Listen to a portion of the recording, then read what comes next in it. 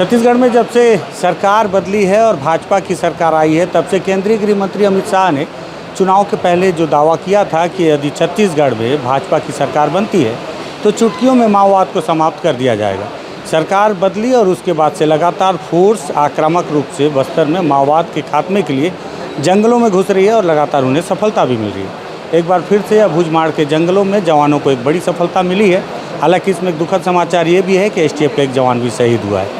जवान वापस लौट आए हैं जंगलों से, क्या कुछ उन्होंने बरामद किया उसे पुलिस ने यहाँ पर रखा है दिखाने के लिए। तो उसे दिखाता हूँ कि क्या कुछ मिला है और बताऊँगा कि कितने लाख के इनामी माओवादी इस पूरी घटना में मारे भी गए हैं। नमस्कार, मैं विकास तिवारी हूँ, आप बस्तर टॉकीज़ देख रहे हैं। सबसे पहले ये इस तरफ में हथियार रखा हुआ है और उनके दैनिक उपयोगी सामान। देखिए, जब दैनिक उपयोगी सामान का जिक्र होता है हमेशा प्रेस नोट में, तो कई बार कई लोगों के जहन में सवाल आता होगा कि दैनिक उपयोगी सामान में किन चीज़ों का इस्तेमाल होता है। तो आपको दिखाऊं, इसमें तेल, टूथपेस्ट और ब्रश, साबुन जैसे हैं। अच्छा, साबुन को लेकर भी मैंने इससे पहले खबर बनाया था कि देखिए अलग अलग तरह के साबुन यहाँ पर, जिसमें लाइफ बॉय और हालांकि यहाँ सभी अच्छे ब्रांडेड साबुन हैं। और कुछ ख़ास चीज़ें हैं इसमें, आप देखें कि प्रिंटर है और ये प्रिंटर का क्या है, प्रिंटर का यहीं से प्रिंट होता है। प्रिंटर का सामान है यार, कार्ट्रिज बोलते हैं इसको। अपन बहुत टेक्निकली नहीं है तो उतना दर्शक समझते हैं। ये पिट्ठू है माओवादियों का। 8 माओवादी मारे गए हैं, जिसमें 4 महिला माओवादी भी हैं। और साथ ही साथ ये देखें कि प्रिंटर है, तो इससे एक चीज़ का तो खुलासा ये हो सकता है कि कुतुल, वैसे भी माना जाता है कुतुल का इलाका माओवादियों का जो है राजधानी मानी जाती है माओवादियों की। ये एक सामान है, इसमें से देखिए ये कुछ टेक्निकल, ये क्या बोलते हैं इसको रौनक, ये इलेक्ट्रॉनिक कुछ है जो, अरे इलेक्ट्रॉनिक उसका यूज़ होता है। इसका क्यों इस्तेमाल, इसका एक इसको करीब से ले लो, ये क्यों पाया जाता है, जैसे रेडियो में नहीं, ट्रांसमीटर जैसा कुछ है। तो इसका पता नहीं क्या इस्तेमाल कर रहे हैं माओवादी। इस तरह से बहुत सारे संख्या में रखा हुआ है। ये देखिए उनके वायरलेस सेट कैसे होते हैं। पुलिस के पास आपने दूर से देखा होगा वायरलेस सेट, ये माओवादियों का वायरलेस सेट है। बेड ऑफिंग ऐसा कुछ लिखा हुआ है इसमें, कंपनी का नाम, और अलग अलग है। ये अलग तरह का वायरलेस सेट है, ये दूसरा वायरलेस सेट है। और साथ ही साथ आप देखें तो ऑपरेशन में यूज़ होने वाली ये सारी कैंची और ये, अच्छा, इन सब सामानों को देखकर लगता है कि वाकई वहाँ कोई डॉक्टरों की टीम माओवादियों की थी। क्या बोलते हो रौनक जी? क्योंकि बार बार 2 दिन से ये जिक्र चल रहा था कि जो डॉक्टर टीम का जो हेड है सुखलाल, उसकी भी मौत हुई है। DVCM भी है सुखलाल, तो उसकी जानकारी भी आ रही थी। और जिस तरह से यहाँ पे कैंचियाँ हैं, ये निश्चित ही तौर पर सर्जिकल कैंचियाँ हैं, जिससे मेडिकल के तौर पर इसका इस्तेमाल किया जाता है। और ये भी एक प्रमाण है कि सुखलाल निश्चित ही तौर पर वहाँ आसपास के क्षेत्र में रहा होगा। ये कुछ LG का एक गैजेट है, हार्ड डिस्क है या CD ड्राइव है, हार्ड डिस्क है ये, हाँ DVD राइटर है, DVD राइटर है। इस तरह के सामान यहाँ पर मिले हैं। और हथियार अगर आप देखें, एक ऑटोमेटिक वेपन मिलने की जानकारी पहले दिन से मिल रही थी। तो ये वो इंसास राइफ़ल है जो कि बस्तर राज्य भी बता रहे थे कि जवानों के द्वारा ही इसे लूटा गया था और माओवादियों के द्वारा अभी इसे वापस जवानों ने रिकवर कर लिया गया। ये 303 2 राइफ़ल है, जिसे घटनास्थल से रिकवर किया गया है माओवादियों से मुठभेड़ के बाद। और ये अभी बस्तर राज्य बता रहे थे कि इसे माओवादियों के द्वारा जंगलों में ही निर्माण किया जा रहा है। ये 12 बोर बंदूक के तौर पर इसकी शिनाख्ती की गई है। और इसे देखिए कितना शानदार तरीके से इसे जंगल में माओवादियों ने तैयार किया है, आप भी देखकर हैरान हो जाएंगे। और सबसे ख़ास बात, हमने पिछली बार एक खबर आपको दिखाई थी कि लोहे की कारतूस का इस्तेमाल माओवादी अब करने लगे। तो लोहे की कारतूस आपको दिखाता हूँ। हालांकि इस तरफ में थोड़ी बातचीत चल रही है। सूरज थोड़ा उधर हट जाओ तो मैं उधर आ जाऊँ थोड़ा सा, हाँ फ्रेम चेंज कर लो। ये जो है लोहे के कारतूस हैं। मैंने आपको इस पर खबर दिखाया हुआ था पिछली बार, जो हमने गोबेल के जंगलों में मुठभेड़ हुई थी तब हमने रिकवर किया था। और ये देखिए, इसे माओवादी जो है जंगलों में ही निर्माण कर रहे हैं। रौनक, इसको थोड़ा सा पास से दिखा दूँ। ये इसके अंदर में अगर आप देखें तो ये कागज़ से पैक किया गया है। रौनक दिख रहा है कैमरे? हाँ दिख रहा है ना। ये देखिए, ये अंदर पेपर से इसे लॉक किया गया है। अंदर में यहाँ बारूद भरा गया है और 2 तरीके से इसका इस्तेमाल हो सकता है। अगर सिर्फ बारूद है तो ये गैस बनाएगा, जिसे इस तरफ से लोड करके सामने में BGL के सेल डाले जाएंगे। ये BGL लॉन्चर है माओवादियों का। और इस तरफ में जो है BGL, ये जो BGL का सेल है, इस BGL के सेल को BGL के लॉन्चर में इस तरह से यहाँ पे डाला जाता है और ये जो कारतूस है, इस कारतूस को यहाँ लगाकर जब फायर किया जाता है तो इस कारतूस के फायर होने से ही BGL का सेल दूर तक, जहाँ तक आपकी मारने की क्षमता हो, इसकी मारक क्षमता, वहाँ जाकर गिरता है। और जब ये गिरता है BGL का सेल, मैंने फिर छू दिया, मुझे अभी किसी अधिकारी ने चेतावनी दी थी कि आपकी इस तरह से BGL के सेल को ना छुएं, लेकिन ये मैं दिखाना चाहता हूँ दूर से। रौनक, आप दिखाएं इसको, सेल को। ये जब मुंह के बल गिरेगा इस तरह से चाबी खींचकर और ये दबेगा, तब ये ब्लास्ट हो जाता है। बीते दिनों इरक भट्टी के कैंप में, अगर आपको याद हो तो, इसी तरह से एक BGL सेल फट गया था। ये कुछ जिंदा कारतूस हैं जो घटनास्थल पर बरामद किए गए हैं। मारे गए माओवादियों की शिनाख्त हो गई है और हालांकि अब तक प्रेस नोट नहीं मिल पाया, इसलिए माओवादियों की जो शिनाख्त है नाम के तहत मैं आपको जानकारी नहीं दे पा रहा हूँ, लेकिन जो मारे गए लोग हैं उसमें DVCM भी हैं और जिन पर लाखों रुपए का इनाम घोषित किया गया था। और जिस तरह से सामान है बरामद किया, इसमें 4 महिला 4 पुरुष भी हैं। सर से पूछते हैं, सर शिनाख्ती हुई क्या सबकी, उसमें कितने का इनाम है माओवादियों का? 6 लोगों की शिनाख्ती हुई है। अच्छा। 3 DVCM रैंक के हैं, 3 ACM CYPC DVCM रैंक के हैं और 3 PPCM रैंक के हैं। DVCM में तो क्या इनाम होगा? 8-8 लाख का इनाम, 8-8 लाख का इनाम होगा। दूसरों पर? बाकी दोनों का 8-8 लाख, क्योंकि कंपनी के मेंबर हैं तो 8-8 लाख का इनाम होगा। और 2 लोगों की शिनाख्ती नहीं हो पाई है। फोर्स 2-3 बजे वापस आई है, 4 बजे तक हमें बॉडी मिला था, तो शिनाख्ती करेंगे। बाकी 2 की शिनाख्ती हम बता देंगे। सुखलाल के मारे जाने की सूचना मिल रही थी, क्या सुखलाल की मौजूदगी थी वहाँ पर? डॉक्टर है शायद वो मार डिवीज़न का। 6 लोगों में सुखलाल नहीं है, बाकी दोनों की शिनाख्ती की बाकी है। उम्मीद है ये हो सकता है, मतलब शिनाख्ती होगी, जो होगा वो बताएंगे। बहुत अंदर तक फोर्स जारी है लगातार, कई ऑपरेशन में देख रहा हूँ लगातार बहुत अंदर जारी है, लेकिन कोई बहुत बड़े कैडर नहीं मार पा रहे। तो ऐसा क्यों हो रहा है कि DVCM है लेकिन और उससे बड़े कैडर? क्योंकि सोनू दादा को भी टारगेट किया गया था आप लोगों के द्वारा टिकामिटा। देखो 2 चीज़ है, इवोल्यूशन एक चीज़ होती है। काकुर में हमें सोनू था, सोनू नहीं टारगेट हुआ, SZCM मरा, जो गन्ना मरा, जो गन्ना बहुत सीनियर कैडर है, SZCM है। और वो SZCM CCM आएंगे, लपेट में आएंगे।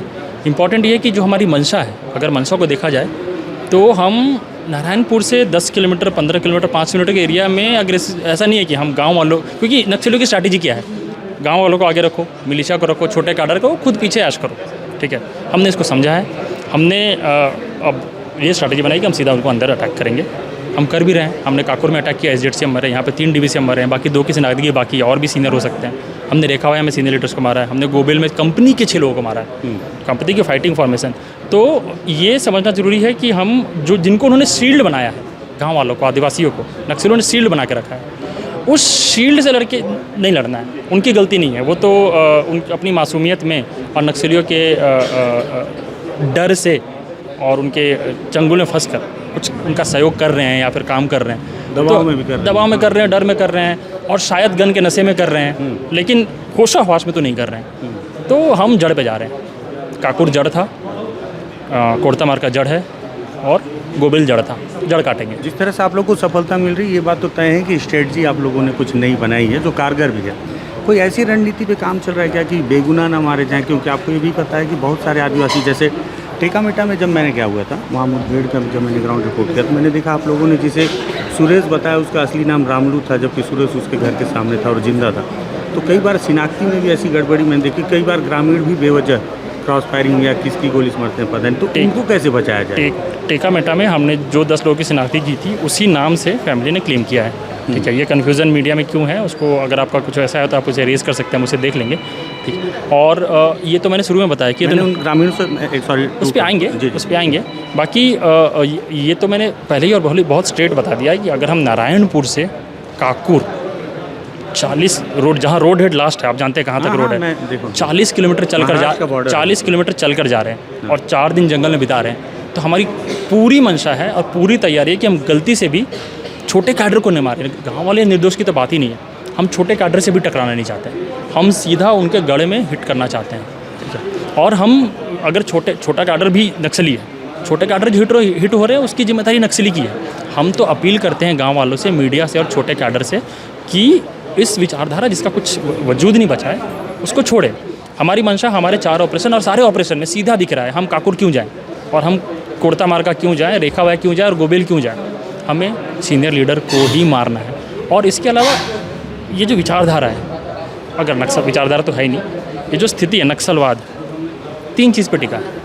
अब क्योंकि हम इस पे बात कर रहे हैं छोटे कैडर बड़े कैडर, तो वो छोटे कैडर बड़े कैडर इसी क्रम में मैं बताना चाहूँगा कि 3 चीज़ों पे टिका है। बड़ा कैडर जो यहाँ का नहीं है, जो बाहर के हैं, बगल के राज्यों के हैं, बड़े कैडर जो किसी अस्तित्व की हाँ विकास नहीं हुआ है, विकास के नाम पे विकास के पिछड़े क्षेत्रों के लोगों को संगठित करके एक आंदोलन बनाया।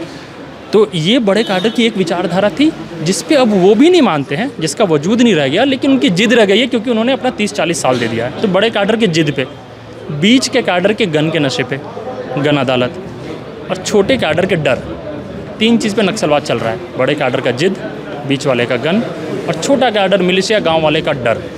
हम सीधा बड़े कैडर को अटैक करेंगे। रास्ते में छोटे कैडर जो बीच के कैडर आएंगे वो उन पे आघात होगा। हमारी पूरी कोशिश है कि छोटे कैडर पे हम कोई भी आघात ना करें। ठीक है। तो लेकिन जिस तरह से आपने कहा कि मैं हालांकि टेका मीटा गया था, उस बात को मैं काट दिया था आपकी बात को। टेका मीटा में गया हुआ था और उन लोगों ने, गांव वालों ने मुझसे बातचीत में कहा कि चूंकि उन्हें सब वापस चाहिए था, इसलिए उन्होंने पुलिस की बात स्वीकार लिया कि ठीक है, अगर पुलिस की शिनाख्ती में वो सुरेश है तो सुरेश ही सही, लेकिन वो रामलू का शव था। उन्होंने उसके डॉक्यूमेंट्स भी दिखाए। आपने कहा कि इस बात को मैं अरेस्ट करूँ, तो मैं आपको बता रहा हूँ अगर संभव हो सके तो आप इस बात की जाँच करवाइएगा। एक तो मैं इस बात की जांच कराऊंगा, बिल्कुल कराऊंगा, आप रेज भी करिए, लेकिन इस चीज़ को समझना है कि टेका मेटा, कोड़ता मार्का, रेखावाया या गोबेल या कोई भी जगह मार्का या बस्तर का, इसमें एक चीज़ है, उसमें बंदूक के साथ नक्सल, बंदूक के साथ पुलिस और कुछ पत्रकार या कुछ लोग जो जा सकते हैं वही क्यों जाएं। तो मैं इस चीज़ पे आना चाहता हूँ कि हमारा तो एम ये है ना कि वो जगह इतना स्वतंत्र हो कि जैसे आप गए हैं, मैं गया हूँ, 50 लोग जा पाएँ। जो गांव वाला है ना वो भी बिना डर के बोले, और जो पूछने वाला है ना वो बिना डर के पूछ पाए। तो जो एम है पुलिस का और प्रशासन का कि ये जगह, ये अंदर की जगह, यहाँ सिर्फ प्रिविलेज वाले लोग नहीं जा पाए। मैं खुद भी प्रिविलेज हूँ क्योंकि मेरे पास गन है, नक्सली प्रिविलेज है, उसके पास गन है, और कुछ लोग जिसको नक्सली अलाउ कर सकते हैं, आने देंगे, वही जा पा रहे हैं। हमारा एम है कि अगर मेरी कमजोरी है तो सब लोग जाएं, पूछ पाएँ, मेरी कमजोरी दिखाएं और मैं उसको खोल दूँगा, ठीक है। लेकिन ये समझना जरूरी है कि गांव वाले की एक्सप्रेशन की आज़ादी नहीं है। उस गांव वाले की, वो कोई गांव वाला यहाँ फरस गांव या फिर बेनूर में नहीं बोल रहा है कि पुलिस वाला आके मुझे गोली मार दिया। तो गांव वाले को सबसे पहले एक्सप्रेशन की आज़ादी देना है, फिर मैं जो गलत करूँगा उसको मैं एड्रेस करूँगा। कोई और गलत कर तो वो एक्सप्रेशन की आज़ादी हम दे रहे हैं। ठीक है। ये प्रभात कुमार जी हैं, नारायणपुर एसपी हैं, और आपके अनुसार जो आप बोल रहे हैं ये बात ग्रामीण भी सुनेंगे, माओवादी भी सुनेंगे, देखते हैं क्या फ़र्क होता है उनके अंदर। क्योंकि ग्रामीण सुन रहे हैं और माओवादी सुन रहे हैं, 2-3 चीज़ें मैं इसमें एड्रेस करूँगा, 2-3 चीज़ें ऐड करना चाहूँगा कि बहुत अंदर जा रहे हैं हम और नक्सलियों को ढूंढ रहे हैं, उनको पराजित कर रहे हैं। लोगों से अपील करना चाहते हैं, छोटे कैडर से, बीच के कैडर से और ऊपर के कैडर से भी, बाहर की विचारधारा जिसको राज्य के बाहर के लोग आकर मासूम आदिवासी मूलवासियों पे थोप के रखें, उस विचारधारा को छोड़िए। वो उस विचारधारा में मारने वाले मरने वाले दोनों आदिवासी हैं। नक्सली जो लोकल, जो फ्रंट में है वो भी आदिवासी हैं, पुलिस वाले भी आदिवासी हैं। वो विचारधारा में किसी का वजूद नहीं बचा है, किसी का विश्वास नहीं बचा है। मेन स्ट्रीम में आइए, छोटे कैडर, बीच के कैडर, बड़े कैडर हथियार रखिए, सरकार की पॉलिसी भी है, लड़ाई की ज़रूरत ही नहीं है। एक्सप्रेशन की आज़ादी है, लोग खुलकर बताएं और विकास हो। ठीक है। प्रभात कुमार हैं, नारायणपुर एसपी, इन्होंने अपनी बात भी रखी और अपील भी किया है उन ग्रामीणों से, और साथ साथ तो जो जंगलों में छोटे कैडर हैं जो नारायणपुर एसपी के अनुसार, उनसे भी अपील की। ये सारा सामान वहाँ मिला हुआ है जो भी बरामद किया गया है, मुझे लगा ये भी आपको दिखानी चाहिए। और नारायणपुर एसपी, क्योंकि नारायणपुर ज़िले में लगातार मुठभेड़ हो रही है, मेरी इच्छा थी कि बहुत दिनों से कि इनसे भी बातचीत की जाए। बहुत छोटी सी बातचीत है। बातचीत अगर आपको पसंद आई हो तो इस वीडियो को शेयर कीजिएगा। इस हथियार को देख रहा भी अगर आपको पसंद आया तो इसे शेयर कीजिएगा। बस्तर टॉकीज़ को सब्सक्राइब कीजिएगा। कोशिश करेंगे, हम ग्राउंड रिपोर्ट करेंगे। धन्यवाद।